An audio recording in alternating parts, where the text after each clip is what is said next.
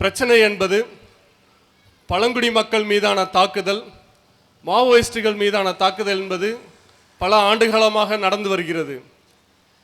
கடந்த 2023ஆம் ஆண்டு இந்த தாக்குதல்ங்கிறது ஆபரேஷன் கஹர் அப்படின்ற நடவடிக்கையை மத்திய ஒன்றிய அரசு அமித்ஷா தலைமையில் இந்த நக்சல் ஒழிப்பு என்ற பெயரில் இந்த பழங்குடி மக்கள் மீதான தாக்குதலை தீவிரமாக நடத்தி கொண்டிருக்கிறார்கள்.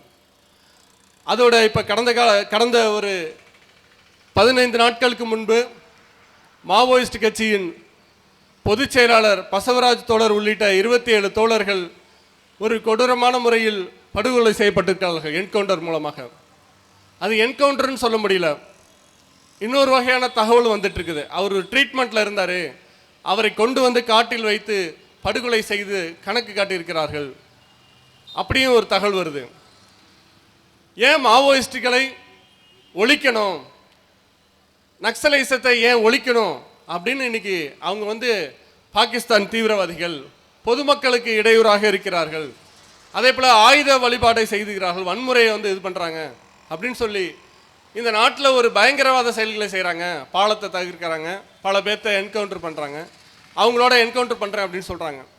ஆனால் கடந்த 5 ஆண்டுகளாக மாவோயிஸ்டுகளோட தாக்குதல் என்பது மிக தீவிரமாலாம் இல்லை, ஏதோ ஒரு சில இடங்களில் அவங்களோட தாக்குதல் இருக்குது, அவங்களோட செயல்பாடு இருக்குது அப்படின்றது தான். ஆனால் அப்படிப்பட்ட நடவடிக்கை என்பது அப்படிப்பட்ட நடவடிக்கை தான் இருக்குது. ஆனால் அதுக்கு எதிராக செயல்படக்கூடிய இன்னைக்கு இருக்கக்கூடிய இந்த அரசு, ஒன்றிய மோடி அரசு அப்படிப்பட்ட மாவோயிஸ்டுகளை ஏன் இப்போ ஒழிக்கணும் தீவிரமாக கொண்டு வராங்க அப்படின்னா அதுக்கு உள்நோக்கங்கிறது மிக தெளிவாக இருக்குது அப்படின்றதான். இன்னைக்கு சாதாரணமாக எடுத்துக்கிட்டோம்னா மக்கள்கிட்ட கேட்டாலே கார்ப்பரேட் முதலாளிகளோட ஆதிக்கம் தான் இந்தியா முழுக்க இருக்குது அப்படின்றத சொல்கிறாங்க. இன்னைக்கு இந்தியா தமிழ்நாட்டில் எடுத்துக்கிட்டோம்னா ஸ்டெர்லைட்டு அகர்வால்ன்ற ஒரு முதலாளி 30 ஆண்டு காலமாக கம்பெனியை வைத்து இன்னைக்கு அந்த கம்பெனியை மூடணும்னு சொல்லி போராட்டம் நடத்தின போது இன்னைக்கு 13 பேர்த்த சுட்டுக் கொள்றாங்க. யாரோட நலனுக்காக? கார்ப்பரேட் முதலாளிகளோட நலனுக்காக. அப்போ கார்ப்பரேட் முதலாளிகளோட நலன் தான் இங்கே இருக்குது. எடப்பாடி என்ன சொன்னார், காலைல தூங்கி சொன்னேன், சுட்டதே எனக்கு தெரியல, டிவியை பார்த்தா தெரிஞ்சுக்கிட்டேன் அப்படின்ட்டு. அப்போ ஒரு மாநிலத்தில் இருக்கக்கூடிய முதல்வருக்கே தெரியாமல் அந்த நிகழ்ச்சி நடத்தப்படுது அப்படின்றதுனா அப்போ கார்ப்பரேட் முதலாளிகளுக்கு தான் இந்த அரசோட அனைத்து தூண்களும் துறைகளும் இன்னைக்கு வேலை செய்கிறாங்க என்பதுதான். அதனால தான் அப்பாவி மக்களை காக்கா குருவி போல இன்னைக்கு சுட்டு கொண்டுட்டு இருக்கிறார்கள். இன்னைக்கு மாவோயிஸ்டுகளை ஒழிக்கிறேன், நக்சல்களை ஒழிக்கிறேன்ற பின்னாடி என்ன இருக்குது அப்படின்னா அங்கே கனிம வளங்கள் இருக்குது அப்படின்றதான். ஜார்க்கண்ட், ஒரிசா, மத்திய பிரதேசம், இன்னைக்கு சத்தீஸ்கர், பல்வேறு மாநிலங்களை அங்கே கிட்டத்தட்ட பல ஆயிரம் கிலோமீட்டர்கள் இருக்கக்கூடிய மலைகளை, அங்கே வாழக்கூடிய பழங்குடி மக்களை அவர்களை காட்டிலிருந்து அப்புறப்படுத்த வேண்டும். அதுக்கு ஒப்பந்தம் காங்கிரஸ் பீரியட்லேருந்தே போடப்பட்டிருக்குது. அப்படி போடப்பட்ட ஒப்பந்தங்கள் இப்போது கார்ப்பரேட் முதலாளிகளால் நெருக்கடிக்கு உள்ளாக்கப்படுகிறது. போட்டு பல வருஷம் ஆச்சு, 10 ஆண்டுகளுக்கு மேலே ஆச்சு ஒப்பந்தம், இன்னும் ஏன் அமல்படுத்துறேன்னு நெருக்கடி கொடுக்குறான். அப்போ அந்த நெருக்கடிக்கு ஒன்றிய அரசு இன்னைக்கு இந்த தீவிரமான நடவடிக்கை கொண்டு வராங்க. 5 ஆண்டுகளாக பெரிய அளவுக்கு தாக்குதல் செய்யாத மாவோயிஸ்டுகள் இப்போ பெரிய பாகிஸ்தான் பயங்கரவாதிகளை போல உங்கள் முன்னாடி காட்சிப்படுத்துகிறாரே அமித்ஷா, அதுக்கு பின்னாடி இருக்கிற நோக்கம் கார்ப்பரேட் முதலாளிகள் நெருக்குகிறார்கள் என்பதுதான். அப்போ கார்ப்பரேட் முதலாளிகளோட கொள்ளையை புரிஞ்சுக்கிட்டாதான் இந்த ஒன்றிய மோடி அரசாங்கத்தோட கொள்ளையை நாம் இந்த சதி செயலை புரிஞ்சுக்க முடியும் அப்படின்றதான். நக்சலைட்டுகளை ஒழிக்க போகிறாங்களா, இல்லை மாவோயிஸ்டுகளை ஒழிக்க போகிறாங்களா, பழங்குடி மக்களை ஒழிக்க போகிறாங்களா, இல்லை கனிம வளங்களை கொள்ளையடிக்க போகிறார்களா, அதுக்கு அனைத்து வகையிலும் செய்ய போகிறார்களா என்பதுதான் நம்ம முன்னாடி இருக்கக்கூடிய கேள்வி. அப்போ கனிம வளங்களை கொள்ளையடிப்பதற்கு இன்னைக்கு முழுக்க காடு மலைகளை இன்னைக்கு கிலோமீட்டர் 10 ரூபான்னு போட்டு ரேட்டு போட்டு ஒப்பந்தம் போட்டு விற்கிறது தான் காங்கிரஸ்லேருந்து இன்னைக்கு ஒன்றிய மோடி அரசுலேருந்து செஞ்சுட்டு வராங்க. அப்போ இயற்கை வளங்களை கார்ப்பரேட் முதலாளிகளுக்கு தாரை வார்ப்பது, அதுதான் இன்னைக்கு ஒன்றிய மோடி அரசாங்கத்தோட மிக தீவிரமான ஒரு பாசிச நடவடிக்கையாக இருக்குது. காங்கிரஸ் கூட ஒப்பந்தம் போட்டு பல்வேறு எதிர்ப்புகள் வரும்போது சில நேரங்கள் பின்வாங்குவார்கள், அவர்களும் கார்ப்பரேட்டுகளுக்கு ஆதரவாக தான் இருக்கிறார்கள். ஆனால் இப்போ இருக்கிற ஒன்றிய மோடி அரசு ஜனநாயகம் கிடையாது, சுதந்திரம் கிடையாது, பேச்சுரிமை கிடையாது, எழுத்துரிமை கிடையாது, ஒரு கூட்டம் போட முடியல, எங்கேயும் ஒரு விஷயத்தை பேச முடியல. இதுதான் பாசிசம்னு சொல்றோம். இந்த பாசிசத்தை எதிர்த்து இன்னைக்கு பேச முடியாது. தலைவர் பேசினது போல பஹல்காம் தாக்குதல்ல பாகிஸ்தானுக்கு ஆதரவா பேசினா நீ நல்லவன், நீ இந்த நாட்டோட குடிமகன். பாகிஸ்தானுக்கு எதிராக நீ பாகிஸ்தானுக்கு எதிராக பேசினாதான் நீ எதுவன், அவனுக்கு ஆதரவா பேசினா நீ தேச துரோகி. அதுதான் இன்னைக்கு முத்திரை குத்தப்படுகிறது. மீடியாக்கள் அதுதான் இன்னைக்கு வெளிப்படுத்துறாங்க. ஒவ்வொரு விஷயங்களும் இன்னைக்கு அதுதான் திட்டமிட்டே நடத்தப்படுகிறார்கள். அப்ப கார்பரேட் முதலாளிகளோட கொள்ளைங்கிறத நீ மிக அளவுல விரிச்சு பார்க்கணும் அப்படின்றதான்.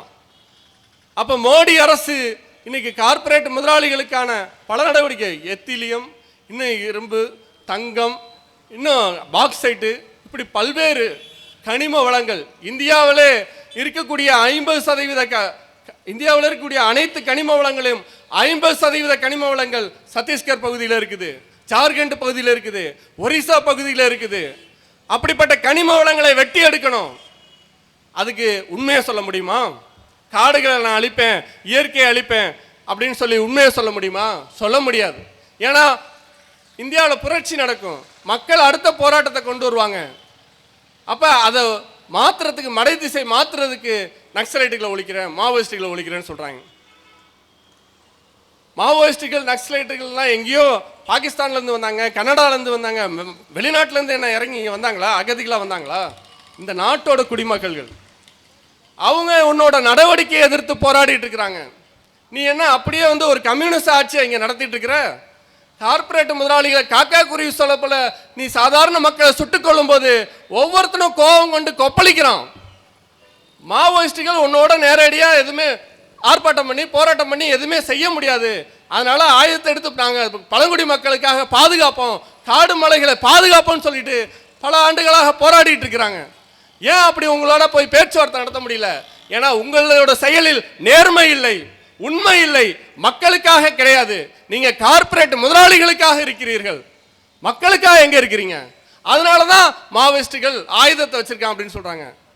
அப்போ உங்களோட நோக்கம் கார்பரேட் முதலாளிகளை ஒழித்து கார்பரேட் முதலாளிகளுக்கு ஆதரவாக பழங்குடி மக்களை கொள்வது, இந்த நாட்டோட குடிமகனாக இருக்கக்கூடிய மாவோயிஸ்டுகளை கொள்வது. அப்படிப்பட்ட மக்களை கொன்றுவிட்டு அவர்களுக்கு ஒரு மனிதாயமான மற்ற முறையில் தோழர் குறிப்பிட்டதை போல ஒரு உடலை கூட அவங்களோட குடும்பத்தார்களுக்கு ஒப்படைப்பதற்கு மறுக்கிறீங்களே, எவ்வளவு மோசமா இருக்குது. உன்னோட நடவடிக்கை ஏதோ 2023 மட்டும் கிடையாது, ஏற்கனவே 2013 என்ன நடவடிக்கை, 2014 மோடி ஆட்சி 2014 வந்துச்சு. 2016 தேசிய மனித உரிமை ஆணையம் என்ன சொல்லியிருக்கு அப்படின்னு சொன்னோம்னா, அந்த பழங்குடி பெண்களுக்கு எதிரான ஆயுதமாக பாலியல் வன்கொடுமை மாறிட்டு இருக்குது அப்படின்னு சொல்லியிருக்கிறாங்க. அதுக்கு ஒரு இடைக்கால அறிக்கை வெளியிட்டிருக்கிறாங்க. அந்த அறிக்கை என்பது ஒரு சுயாதீன முறையில் விசாரணை நடத்தப்பட்டிருக்கு அப்படின்றதான். ஒரு 16 பழங்குடி பெண்களை மிக கொடூரமான உன்னோட துணை ராணுவ படைகள் கூட்டு பாலியல் பண்றான், தனித்தனியா பயங்கரமான சித்திரவதைகள் பண்ணியிருக்கிறான், உளவியல் டார்ச்சர் பண்ணியிருக்கிறாங்க. இந்த அளவுக்கு மோசமா இருக்குன்னு சொல்லிட்டு அந்த அறிக்கை சொல்லுது. 2015 அக்டோபர் மாதம் 19ஆம் தேதியிலேருந்து 24ஆம் தேதி வரைக்கும் இந்த தாக்குதல் நடந்திருக்குது. யாரு? இராணுவ வீரர்கள், துணை இராணுவ வீரர்கள் சொந்த நாட்டு மக்களோட பெண்களை இவ்வளோ மோசமாக நடத்தியிருக்கிறான். இதுக்கு அந்த மக்கள் போய் பெண்கள் ஆணையத்தில் போய் புகார் கொடுக்குறாங்க, அதே போல் மனித உரிமை ஆணையத்தில் புகார் கொடுக்குறாங்க. ஒரு எஃப்ஐஆர் கூட போட மாட்டேங்கிறான், ஒருத்தனையும் கை செய்ய மாட்டேங்கிறான். என்ன பண்ணிட்டு இருந்த மோடி அரசு, என்ன பண்ணிட்டு இருந்த அமித்ஷா, எங்க போனீங்க? இத்தனை அமைச்சர்கள் இருக்கீங்களே, என்ன பண்ணீங்க? அப்போ ஒரு பழங்குடி மக்கள் கதறாங்க, அவங்களோட வாழ்க்கை பறிப்போகுது, வாழ்விடம் பறிப்போகுது, இயற்கை சூழல் அழியுது, மொத்தத்தையும் நீ நாட்டே அழிக்கிற. அதுக்கு எதிராக போறான்னா அவங்களோட துன்பத்துகளுக்கு எதிராக கேள்வி கேட்டா, ஆனால் நீ என்ன சொல்ற? 2016 நடந்த நடவடிக்கைக்கு நீ நடவடிக்கை எடுக்கலையா? அப்போ நீ எப்படி இப்போ பேச முடியும்? அப்போ உன்னோட நடவடிக்கை மக்களுக்கு எதிரானது, பழங்குடி மக்களுக்கு எதிராக, விவசாயிகளுக்கு எதிரானது, தொழிலாளர்களுக்கு எதிரானது, மாணவர்களுக்கு எதிரானது. அதனால தான் மாவோயிஸ்ட் ஆயுதம் தாங்கி போராடுறாங்க.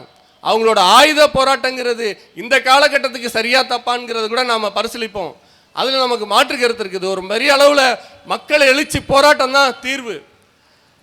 அவங்களோட போராட்டத்தை நாம் அவங்களோட வழிமுறையை வந்து விமர்சிக்கிறோம். ஆனால் அவங்களோட கொள்கை மக்களுக்கானது, அதுதான் சரியானது. அப்போ பழங்குடி மக்களுக்காக நாம் போராட வேண்டியிருக்குது.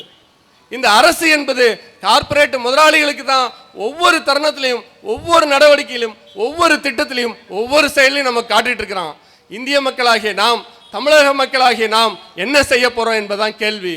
இந்த கார்ப்பரேட் காவி பாசிச அரசை நாம் இனிமேலும் அனுமதித்தால் நம் பிள்ளைகள் நல்லா இருக்க மாட்டாங்க, நம்ம நல்லா இருக்க முடியாது கிடையாது. கல்வி கிடைக்காது, மருத்துவம் கிடைக்காது, தொழிற்சாலை உரிமை கிடைக்காது, எதுவுமே இன்னைக்கு நமக்கு கிடைக்காது. அப்ப இந்த கார்ப்பரேட் காவி பாசிசத்தை அமுல்படுத்தக்கூடிய இந்த ஒன்றிய மோடி அரசு, அதை தலைமையிலான அனைத்து நபர்களையும் நாம் இந்த அரசுக்கோட அதிகாரத்தை மக்களுக்கு வழங்கணும் அப்படின்றதான், அதுக்கான ஒரு போராட்டத்தை நாம் இணையணும் அப்படின்றதான். அப்படிப்பட்ட போராட்டங்களை நாம் கொண்டு செல்வோம். இந்த பொதுக்கூட்டத்துக்கான நோக்கமாக இந்த கார்ப்பரேட் காவி பாசிச அரசை வீழ்த்துவோம் என கேட்டுக்கொண்டு வாய்ப்புக்கு நன்றி தெரிவித்திருக்கேன். நன்றி.